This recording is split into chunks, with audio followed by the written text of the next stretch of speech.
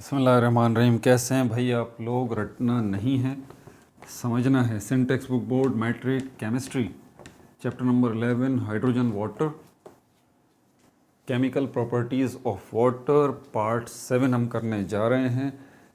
Copy pencil ले लीजिए, lecture को नोट करना है और मुस्कुराते रहना है। आई होप कि आप लोगों ने पिछले पार्ट्स देख लिए होंगे। डेली एक वीडियो जो है वो अपलोड हो रही है। ये पार्ट 7 हम करने जा रहे हैं और केमिस्ट्री की वो दुनिया आप देख रहे हैं जो कि शायद इससे पहले आपने नहीं देखी। फर्स्ट ईयर केमिस्ट्री के हवाले से काफ़ी कमेंट्स भी आ रहे हैं कि सर उस पर भी काम करें, उस पर भी काम करें। भाई अब ये तो पॉसिबल नहीं है अभी, ठीक है। ये भी टॉपिक्स ओल्ड बुक के चल रहे हैं। हालांकि मुझे टेक्निकल पॉइंट ऑफ व्यू से तो ओल्ड बुक को नहीं छेड़ना चाहिए, क्योंकि इस साल अभी 9th में न्यू बुक आ गई है, तो डेफिनेटली मैट्रिक में न्यू बुक आएगी और उसके बाद फर्स्ट ईयर इंटर, ये चारों में जो है ना न्यू बुक्स आएंगी। हर साल जो है वो चलता रहेगा सिस्टम इस तरह से। ये मैं 9 मैट्रिक को निपटाने के बाद फिर फर्स्ट ईयर इंटर की तरफ जाएंगे, तो ओल्ड बुक्स में से तो मुझे लेना ही नहीं चाहिए। लेकिन कोई मसला नहीं है इसका, बाद में जो है वो सेटिंग की जा सकती है। बहरहाल तो अभी फ़िलहाल फर्स्ट ईयर को तो मैं नहीं छेड़ सकता। इंशाल्लाह ज़िंदगी रही तो उस पर भी काम करेंगे। पार्ट 7 के अंदर हम इससे पहले क्विक रिव्यू कर लें कि पिछले 6 पार्ट के अंदर हमने केमिकल प्रॉपर्टीज़ ऑफ वाटर में chemical properties, reaction of water with metal, इसको देख लिया। Reaction of water with non metals अब हम शुरू करेंगे। इसके अंदर हमारे पास क्या क्या है? Reactions of water with non metals.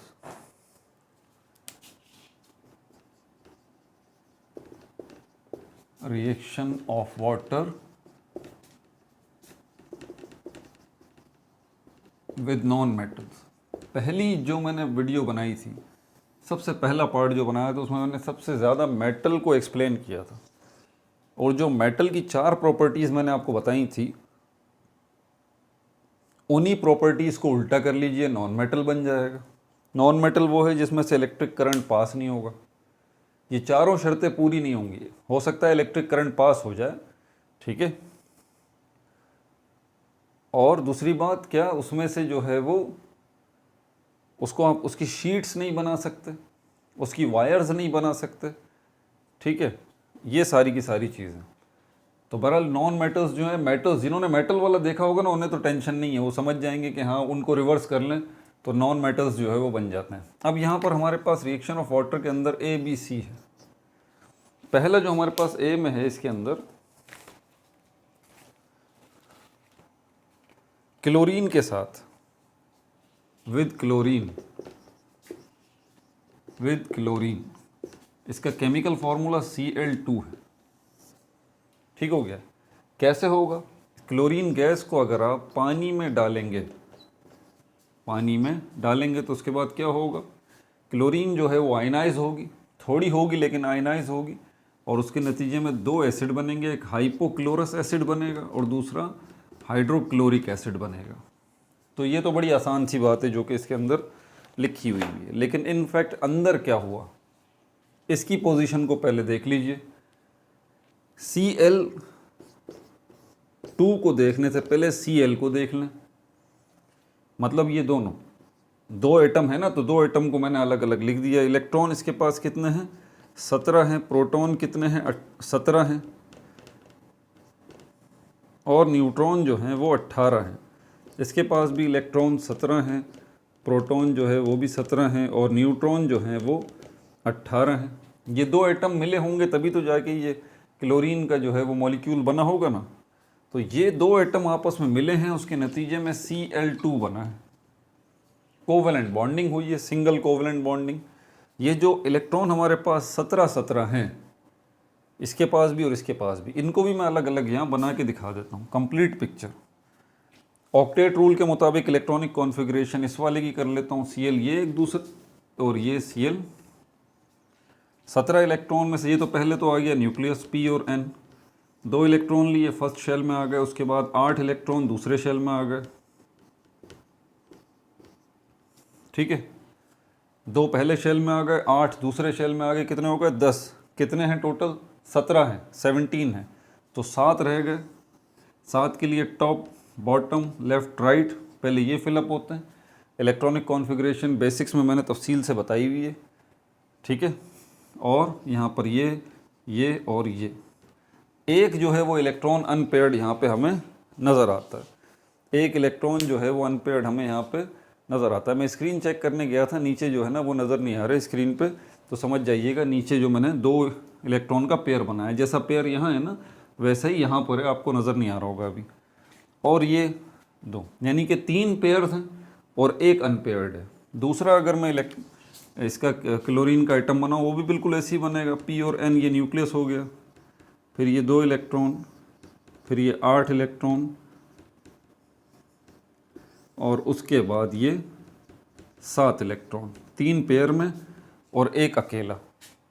ये 2 क्लोरीन के एटम जब नज़दीक आएंगे तो ये और ये क्या करेंगे, ये आपस में सिंगल कोवलेंट बॉन्ड बना लेंगे, ये शेयरिंग करेंगे आपस में, ठीक है।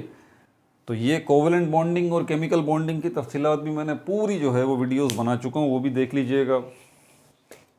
तो ये पोजीशन थी इसकी करंट पोजीशन को समझना ज़रूरी है कि अब मैं इसको इसके साथ मिला रहा हूँ, क्लोरीन के दूसरे एटम को मिला रहा हूँ और Cl2 बना रहा हूँ। ये यहाँ पे ये मैंने बना दी।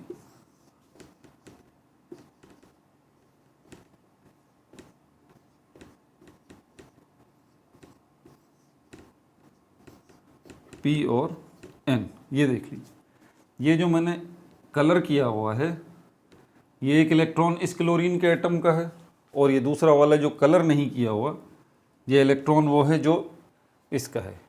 ये जो पेयर्ड है वो शेयर्ड पेयर है, ठीक है, इलेक्ट्रॉन का। इसके नतीजे में क्या बना, इसके नतीजे में Cl2 यानी क्लोरीन गैस का मॉलिक्यूल बना। ये समझना बेहद ज़रूरी है आपको, क्योंकि जब ये क्लोरीन गैस पानी में डालेंगे वाटर के मॉलिक्यूल्स इसके ऊपर एक्ट करेंगे और इन 2 क्लोरीन के एटम्स को तोड़ देंगे आपस में।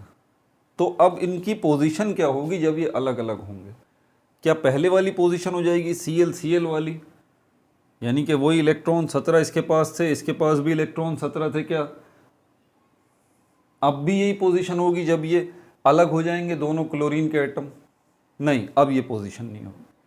अब इनमें पोजीशन इस किस्म की होगी कि एक बन जाएगा पॉजिटिव आयन और दूसरा बन जाएगा नेगेटिव आयन, Cl+ और Cl-, ये +1 है, ये -1 है।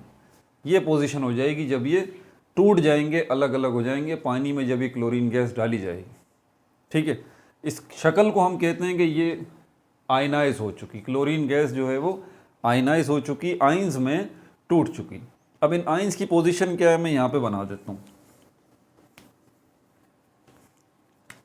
Cl+1 और Cl-1, इसके पास इलेक्ट्रॉन 16 हैं। कितने इलेक्ट्रॉन हैं? 16। और प्रोटॉन कितने हैं? 17। वीडियो बैक करें और देखें पहले कितने थे। जब ये Cl था, Cl+1 नहीं था, जब ये Cl था इलेक्ट्रॉन 17 थे, प्रोटॉन भी 17 थे। लेकिन जब ये Cl+1 बन गया, पॉजिटिव क्लोराइड का आयन बन गया, तो अब इसकी पोजीशन क्या है? इसके पास एक इलेक्ट्रॉन इसका लॉस हो चुका है और एक प्रोटॉन ज़्यादा हो चुका है। प्रोटॉन पे पता है पॉजिटिव चार्ज होता है, इलेक्ट्रॉन पे नेगेटिव चार्ज होता है। +1 असल में एक प्रोटॉन की बालादस्ती यहाँ पे डोमिनेंसी शो कर रहा है कि अब इसके पास इसके इलेक्ट्रॉन के मुकाबले में एक प्रोटॉन ज़्यादा है। इसकी पोजीशन क्या है? अब इसकी पोजीशन इलेक्ट्रॉन 18, प्रोटॉन 17, उल्टा सिस्टम। इसके पास इलेक्ट्रॉन 17 थे, याद आया? अब कितने हो गए? इलेक्ट्रॉन 18। अब बात समझ में आई हमें थोड़ी सी ये कि ये जब 2 क्लोरीन के एटम जुदा जुदा हुए, अलग अलग हुए, तो ये जो शेयर्ड पेयर बना था, इसमें से एक इलेक्ट्रॉन इस क्लोरीन के एटम का था, एक इलेक्ट्रॉन दूसरे क्लोरीन का एटम का था। तो क्या हुआ कि ये जब अलग हुए तो फिर एक इलेक्ट्रॉन किसी एक क्लोरीन के एटम ने दूसरे के पास ही छोड़ दिया। क्या कहा मैंने?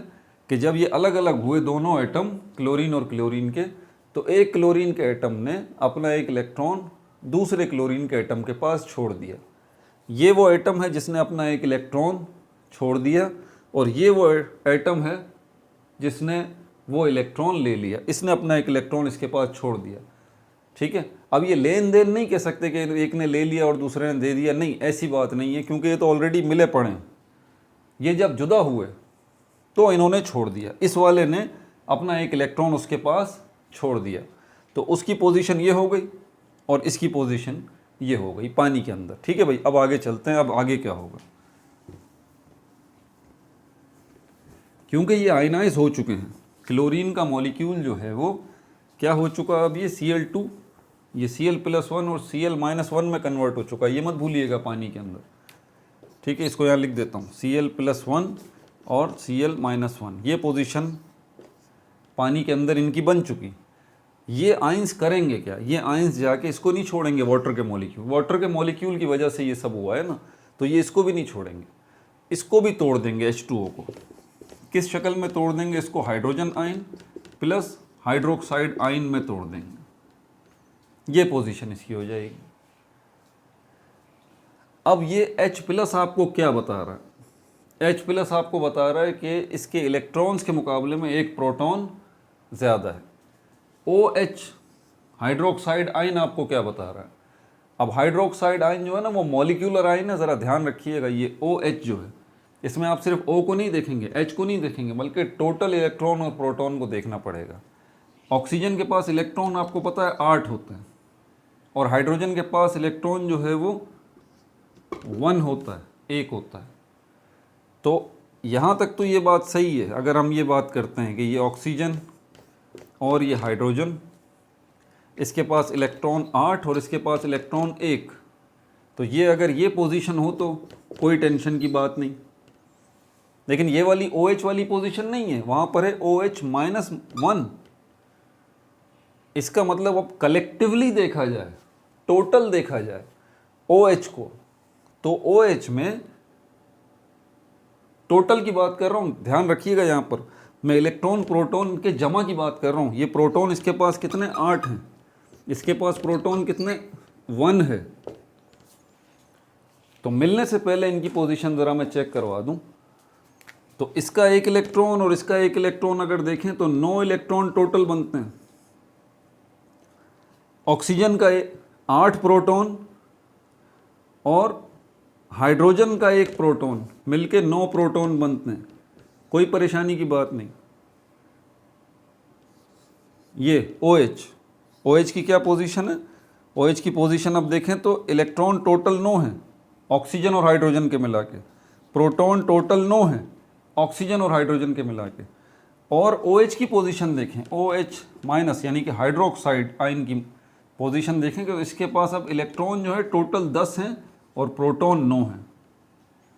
इलेक्ट्रॉन कितने हैं टोटल 10 और प्रोटॉन कितने हैं 9 हैं। तो जब मॉलिक्यूलर आयन की बात करते हैं ना तो हम टोटल की बात करते हैं। तो OH में टोटल जो है वो इलेक्ट्रॉन 10 हैं और प्रोटॉन 9 हैं, इस बात को समझिएगा ज़रा। अब ये जो हाइड्रोजन का आयन बना है ये इसीलिए बना है क्योंकि जब ये यहाँ था इसके साथ H2O के साथ, तो इसने अपना एक इलेक्ट्रॉन इसके साथ शेयर करवाया हुआ था ऑक्सीजन के साथ। दूसरा जो हाइड्रोजन का एटम है, क्योंकि 2 हाइड्रोजन के एटम है ना, तो दूसरा जो हाइड्रोजन का एटम है उसने भी अपना एक इलेक्ट्रॉन शेयर करवाया हुआ था ऑक्सीजन के साथ। समझ में आई बात। इसको भी ज़रा मैं यहाँ बना दूँ, H2O को भी, H2O को भी समझ लीजिए।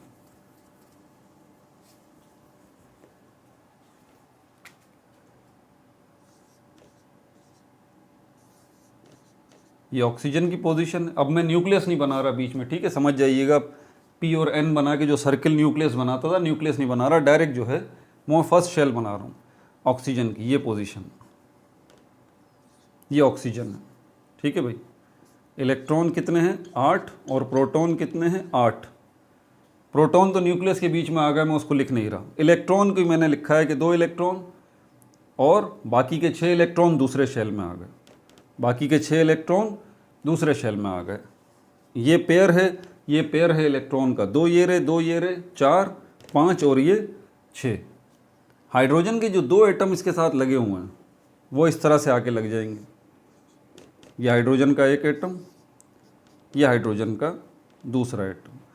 सिंगल कोवलेंट बॉन्ड बनाया इस हाइड्रोजन के एटम ने इसके साथ, इस हाइड्रोजन के एटम ने भी सिंगल कोवलेंट बॉन्ड बनाया, कलर कर दिया मैंने।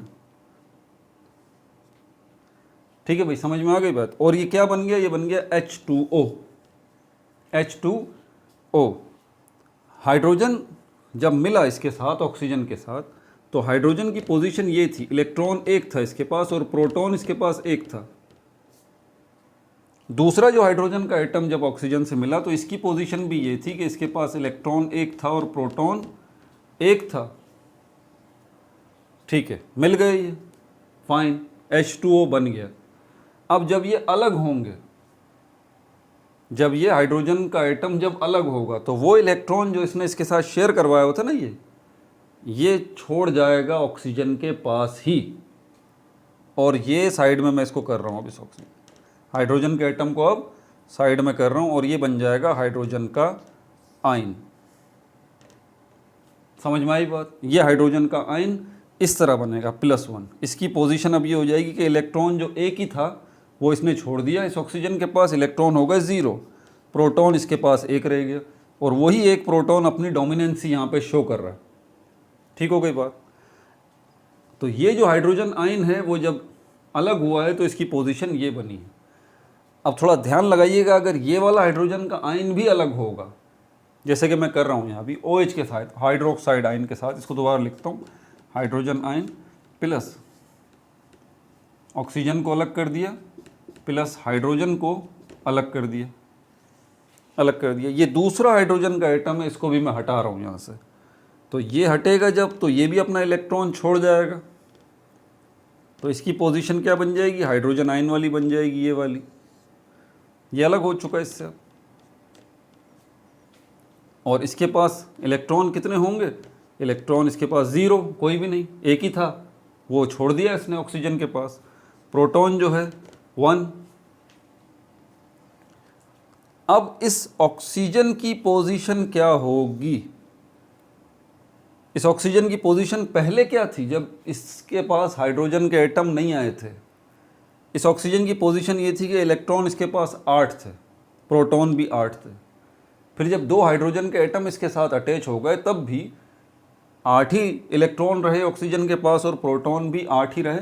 लेकिन जब ये हाइड्रोजन के एटम अलग हुए और अपने अपने इलेक्ट्रॉन छोड़ गए, अब इस ऑक्सीजन की पोजीशन ये है कि इसके पास इलेक्ट्रॉन टोटल 10 हो गए और प्रोटॉन इसके पास 8 हो गए।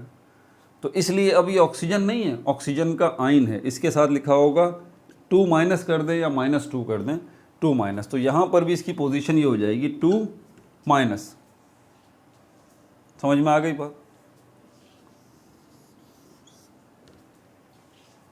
अब क्या होगा, क्लोरीन का याद है, क्लोरीन क्या बना था, क्लोरीन बना था ये Cl+ और Cl-, Cl+ और Cl-। ये Cl+ जो है इसके पास एक इलेक्ट्रॉन कम है। ये किसके पास जाएगा आपको पता है, जिसके पास एक इलेक्ट्रॉन ज़्यादा है। ठीक है, यहाँ पर हमारे पास ये OH जो है, हम यहाँ पे सपोज करते हैं कि OH फर्दर आगे टूटा नहीं है। OH जो है वो आगे O और H आयन में टूटा नहीं है, सिर्फ वाटर का मॉलिक्यूल हाइड्रोजन आयन और हाइड्रोक्साइड आयन में टूटा है, हम ये सपोज करते हैं। अब ये क्लोरीन का जो मॉलिक्यूल है, ये क्लोरीन का जो आयन है, ये जाएगा इसके पास, इसके ऊपर +1 है, मतलब एक इलेक्ट्रॉन की कमी है। OH के पास -1 है, मतलब एक इलेक्ट्रॉन की ज़्यादती है। ये सीधा इसके पास जाएगा OH के पास और इसके साथ मिलके बना लेगा HClO, यानी कि हाइपोक्लोरस एसिड। ये कहलाएगा हाइपोक्लोरस एसिड, हाइपोक्लोरस एसिड ये कहलाता है HClO। ये बन गया।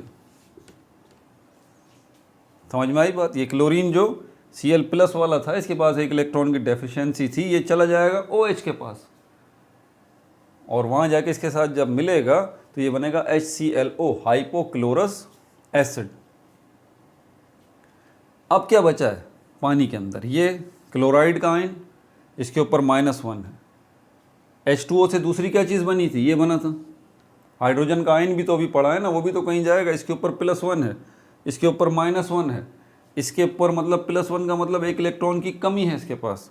Cl के ऊपर -1 का मतलब 1 इलेक्ट्रॉन ज़्यादा है इसके पास। ये दोनों भी आपस में मिलेंगे, Cl और H, और क्या बन जाएगा, इससे बनेगा HCl, HCl यानी कि हाइड्रोक्लोरिक एसिड। मुश्किल कॉन्सेप्ट था, मुझे अंदाज़ा है मुश्किल है भाई, मेहनत करनी पड़ेगी। देखिए मैं भी तो मेहनत कर रहा हूँ ना, आपको भी मेहनत करनी पड़ेगी। इतने आसान कॉन्सेप्ट्स नहीं है केमिस्ट्री के, मेहनत करनी पड़ेगी। तो ये शुरू से अगर हम देखें, क्या किया है हमने, पानी के अंदर क्लोरीन गैस को हमने डाला और उसके बाद वाटर के मॉलिक्यूल्स ने क्लोरीन गैस को आयनाइज किया है, तोड़ दिया है, Cl+ और Cl- में।